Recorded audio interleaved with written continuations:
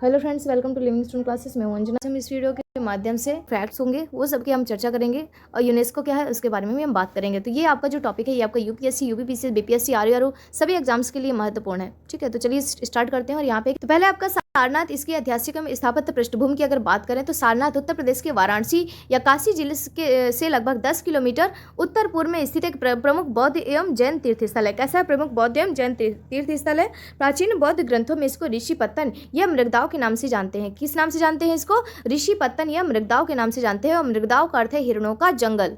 ठीक है, तो मृगदाव का अर्थ आपको याद रखना है। अब यहाँ पे ऐतिहासिक और धार्मिक महत्व की इसकी बात कर लेते हैं। पहला है आपका धर्म चक्र प्रवर्तन, जिसको कहते हैं प्रथम उपदेश। तो यहाँ पे क्या हुआ था कि जो ज्ञान प्राप्ति के पश्चात भगवान बुद्ध ने क्या किया था, सारनाथ के मृगदाव में अपने प्रथम 5 शिष्यों को इन्होंने पहला उपदेश दिया था। कौन सा पहला उपदेश दिया था? बौद्ध परंपरा में इस घटना को धर्म चक्र प्रवर्तन के नाम से जाना जाता है। बौद्ध संघ की स्थापना यहीं पर प्रथम बौद्ध संघ की क्या हुई, नींव रखी गई थी। 4 प्रमुख बौद्ध तीर्थ स्थलों में शामिल जो सारनाथ है वो प्रमुख जो 4 बौद्ध तीर्थ स्थल हैं उनमें से शामिल है। बुद्ध के जीवन से जुड़े 4 पवित्र स्थलों में सारनाथ शामिल है। अन्य कौन कौन से हैं तो देख लेते हैं। लुम्बिनी में इनका जन्म हुआ था, बोधगया में इनको ज्ञान की प्राप्ति हुई थी और कुशीनगर में महापरिनिर्वाण हुआ था। तो 4 कौन कौन से? सारनाथ, लुम्बिनी, बोधगया और कुशीनगर। जैन धर्म से संबंधित ये स्थान जैन धर्म के 11वें तीर्थंकर भगवान श्रेयांसनाथ का जन्मस्थली भी माना जाता है। किसको? सारनाथ को। अब यहाँ पे प्रमुख स्थापत्य स्मारकों की अगर बात करें तो पहला है आपका धमेक स्तूप। पहला कौन सा है? धमेक स्तूप। तो धमेक स्तूप की अगर बात करें ये ऐसा स्थान माना जाता है जहां बुद्ध ने अपना पहला उपदेश दिया था और इसका निर्माण मूल रूप से मौर्य सम्राट अशोक ने करवाया था। किसने करवाया था धमेक स्तूप का निर्माण? तो अशोक ने करवाया था, जिसका गुप्त काल मतलब 6वीं शताब्दी ईसा पूर्व में विस्तार हो गया। निर्माण किसने कराया? अशोक ने कराया और जिसका गुप्त काल में विस्तार हुआ था। तो धमेक स्तूप का निर्माण किसने करवाया था? सम्राट अशोक ने करवाया था और यहाँ पर बुद्ध ने अपना पहला उपदेश दिया था। इसका अगर विस्तार की बात करें तो जिसका गुप्त काल में विस्तार हुआ था, गुप्त काल मतलब 6वीं शताब्दी ईसा पूर्व में इसका ईस्वी में विस्तार हुआ था। दूसरा है आपका चौखंडी स्तूप। दूसरा क्या है आपका? चौखंडी स्तूप। अगर हम चौखंडी स्तूप की बात करें तो ये स्तूप उन स्थान का प्रतीक है जहां बोध गया से आते समय बुद्ध अपने 5 पूर्व सहयोगियों से मिले थे और इसके शीर्ष पर अष्टकोणीय मीनार का निर्माण मुगल काल में हुमायूं के आगमन की स्मृति में करवाया गया था। तो इतनी बातें आपको याद रखनी होंगी। यह स्तूप उस स्थान का प्रतीक है जहां बोध गया से आते समय बुद्ध ने अपने 5 पूर्व सहयोगियों से मिले थे और इसके शीर्ष पर अष्टकोणीय मीनार का निर्माण मुगल काल में हुमायूं की आगमन की स्मृति में करवाया गया था। और निर्माण किसने करवाया था? तो अकबर ने करवाया था। अकबर के समय में इसका निर्माण हुआ था।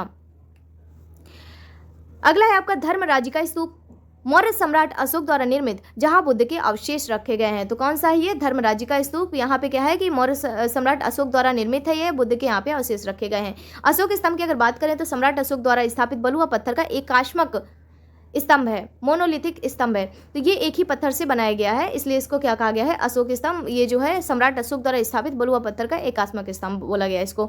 सिंह शीर्ष, इसके शीर्ष पर 4 सिंह पीठ से पीठ सटाकर बैठे हैं, जिसे भारत के राष्ट्रीय प्रतीक के रूप में अपनाया गया है। तो इतनी बात याद रखिएगा क्योंकि ये चर्चा में है, तो यहाँ से प्रश्न पूछा जा सकता है। इसके निचले हिस्से में उत्कीर्ण धर्म चक्र को भारतीय राष्ट्रध्वज तिरंगे के मध्य में स्थान दिया गया है। तो निचले हिस्से में उत्कीर्ण क्या है? धर्म चक्र को भारतीय राष्ट्रीय ध्वज में क्या है? उसके मध्य में उसको तिरंगे के हमारे मध्य में उसको स्थान दिया गया है।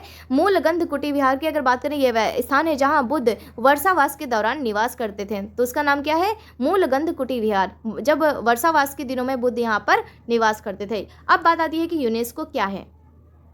यूनेस्को का पूरा नाम है United Nations Educational, Scientific and Cultural Organization. पूरा नाम क्या है? United Nations Educational, Scientific and Cultural organisation.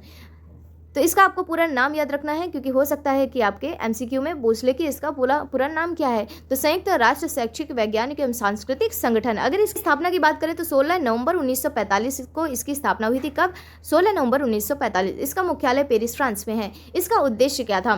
शिक्षा, विज्ञान, संस्कृति और संचार के माध्यम से वैश्विक शांति, सुरक्षा और सतत विकास को बढ़ावा देना इसका मेन उद्देश्य था। यूनेस्को की 2 प्रमुख सूचियां हैं। कौन कौन सी? पहला है विश्व धरोहर स्थल और दूसरा है आपका अमूर्त सांस्कृतिक धरोहर। ये परंपराओं, देखिए जो पहला है विश्व धरोहर स्थल, ये ऐसे भौतिक या मूर्त स्थलों को दिया जाता है जो मानव इतिहास, स्थापत्य या प्राकृतिक दृष्टि से उत्कृष्ट वैश्विक मूल्य रखते हैं। अमूर्त सांस्कृतिक धरोहर की बात करें तो ये परंपराओं, मौखिक अभिव्यक्तियों, प्रदर्शन कलाओं, सामाजिक प्रथाओं, उत्सवों और पारंपरिक ज्ञान को संरक्षित करने हेतु वर्ष 2003 के कन्वेंशन के तहत इसको प्रदान किया गया है। तो ये आपके लिए फैक्ट था, इसको याद रखिएगा। यूनेस्को धरोहर का दर्जा मिलने के क्या फायदे हैं? तो पहली बात तो इसमें देखिए अंतर्राष्ट्रीय पहचान एवं गौरव की बात है। ये तो स्थल परंपरा को वैश्विक मान्यता मिलती है, जिससे देश की जो सांस्कृतिक कूटनीति या डिप्लोमेसी मजबूत होती है। तो ये बात आपको याद रखनी है। दूसरा है आपका पर्यटन एवं अर्थव्यवस्था को भी बढ़ावा मिलता है। अंतर्राष्ट्रीय पर्यटकों की क्या होगी? वृद्धि होगी, जिससे स्थानीय रोजगार, हस्तशिल्प को, उद्योग को क्या मिलेगी? गति मिलेगी। तो इससे क्या हो जाएगा? पर्यटन एवं अर्थव्यवस्था को भी बढ़ावा मिलेगा। संरक्षण हेतु वित्तीय एवं तकनीकी सहायता, विश्व धरोहर कोष, वर्ल्ड हेरिटेज फंड से जीर्णोद्धार, संरक्षण, वैज्ञानिक रखरखाव के लिए सहयोग प्राप्त होता है। आपदा एवं संकट में सुरक्षा, जेनेवा कन्वेंशन और अंतर्राष्ट्रीय कानूनों के तहत युद्ध या आपदा के समय विशेष सुरक्षा प्राप्त होती है। सतत विकास, क्षेत्र में बुनियादी ढांचे, परिवहन, पर्यावरण अनुकूलन विकास को इससे बढ़ावा मिलता है। तो ये सारे इसके क्या हैं? इसके फायदे हैं इसको यूनेस्को का दर्जा मिलने से। अब आते हैं यहाँ पे घटनाक्रम क्या है, यहाँ पे करंट अफेयर्स में क्यों चर्चा में है। तो सारनाथ भारत का 45वां, यूपी का चौथा विश्व धरोहर स्थल शामिल किया गया है। यूनेस्को की 48वीं विश्व धरोहर समिति के सत्र बुसान दक्षिण कोरिया में, कौन से नंबर का ये सत्र था? तो 48वीं धरोहर समिति का सत्र था। ये कहाँ पे हुआ? तो बुसान दक्षिण कोरिया में हुआ। सारनाथ को यूनेस्को की विश्व धरोहर सूची में इसको शामिल किया गया। महत्वपूर्ण बिंदु क्या है? सारनाथ 1998 से यूनेस्को की संभावित सूची में शामिल था। कब से? 1998 से यूनेस्को की संभावित सूची में शामिल था। इसके अंतर्गत चौखंडी स्तूप, सारनाथ के पुरातात्विक अवशेष कौन कौन से, जैसे धमेक स्तूप, अशोक स्तंभ आदि शामिल थे।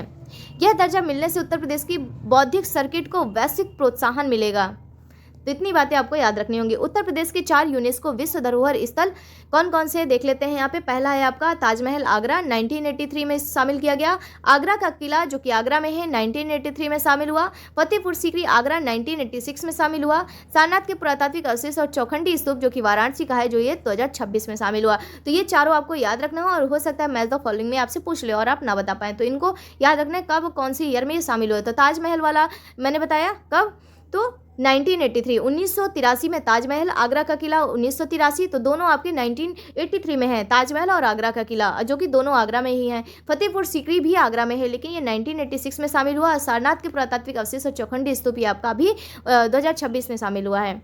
तो इतनी बातें आपको याद रखनी होंगी। अब आते हैं दीपावली की बात करें तो भारत की 16वीं अमूर्त सांस्कृतिक धरोहर, ये किसकी बात कर रहा है? अमूर्त, और कौन से नंबर की? 16वीं है।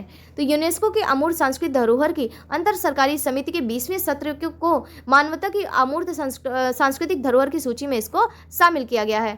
तो ये किसको शामिल किया गया है? दीपावली को। उत्तर प्रदेश में भारत से जुड़ी प्रमुख अमूर्त सांस्कृतिक धरोहरें कौन कौन सी हैं? ये भी एग्जाम में क्या पता पूछ ले, तो मैंने यहाँ पे इसको एक साथ दे दिया है। पहला है आपका दीपावली। दीपावली 2025 में शामिल हुआ, जो कि 16वां था। गुजरात का गरबा 2023 में, कोलकाता की दुर्गा पूजा 2021 में, कुंभ मेला 2017 में, और ये 4 जगह कुंभ मेला का आयोजन होता है, जैसे प्रयागराज, हरिद्वार, नासिक और उज्जैन में। तो कुंभ मेला 2017, योग 2016, रामलीला 2008। विशेष रूप से उत्तर प्रदेश के अयोध्या, वाराणसी, रामनगर की प्रसिद्ध परंपरा है ये रामलीला। तो 2008 में रामलीला कब? 2008 में। वैदिक जप की परंपरा है वो कब? तो 2008 में। अब यहाँ पे थोड़ा सा क्विक रिवीजन कर लेते हैं।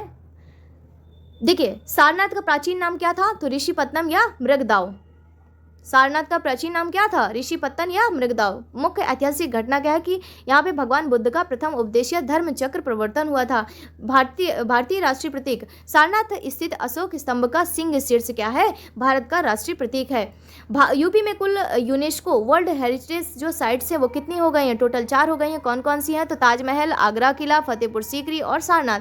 भारत में कुल कितनी है total UNESCO world heritage sites? तो वो 45 हैं। तो भारत का याद रखना है, और यूपी का 4 है, भारत के 45 हैं। भारत में कुल अमूर्त सांस्कृतिक तत्व कितने हैं? तो 16 हैं, और नवीनतम दीपावली जो कि 2025 में इसको शामिल किया गया था। सारनाथ यूनेस्को दर्जा तिथि जुलाई 2026, जो कि इसका 48वां सत्र था, और ये इसका आयोजन कहाँ हुआ? तो बुसान दक्षिण कोरिया में। कहाँ पर? बुसान दक्षिण कोरिया में। तो ये सारनाथ से रिलेटेड सारी इन्फॉर्मेशन थी, और सारनाथ को यूनेस्को का दर्जा इसको मिला हुआ है। तो इससे रिलेटेड जो भी आपके प्रश्न बन सकते हैं एग्जाम्स में, वो ये आपके यूपीएससी, यूपीपीसीएस, बीपीएससी, आरओ सभी एग्जाम्स के लिए महत्वपूर्ण है। अगर वीडियो अच्छा लगा हो तो प्लीज़ इसको लाइक कर दीजिएगा, लोगों में शेयर कर दीजिएगा। मिलते हैं अगली वीडियो में अगले टॉपिक के साथ। Thank you. जय हिंद, जय भारत।